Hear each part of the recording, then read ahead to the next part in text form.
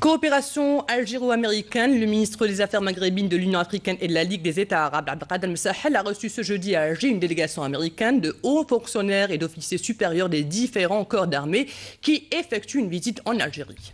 Au cours de cette audience, à laquelle a pris part Joan Polachik, ambassadeur des États-Unis d'Amérique en Algérie, Msahel a mis en avant les importantes réformes politiques entreprises et les différents programmes de développement économique réalisés en Algérie. Il a également fait un exposé de l'expérience algérienne en matière de lutte contre le terrorisme et l'extrémisme violent, les acquis obtenus dans ce domaine, se félicitant à ce titre de la coopération développée avec les États-Unis.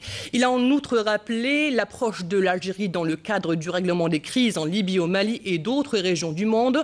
Par ailleurs, Msahel a souligné que l'option démocratique de l'Algérie est un choix stratégique dans la lutte contre le terrorisme et l'extrémisme violent, porté par cette même vision qui ambitionne la lutte contre la déradicalisation et le discours radical. Il a rappelé que la consolidation des principes démocratiques repose sur une approche prônée par le président de la République Abdelaziz Bouteflika en vue d'ancrer durablement dans les pratiques des institutions la primauté du droit et des valeurs démocratiques. La délégation américaine s'est félicitée de son côté du niveau de coopération entre les deux pays dans les différents domaines.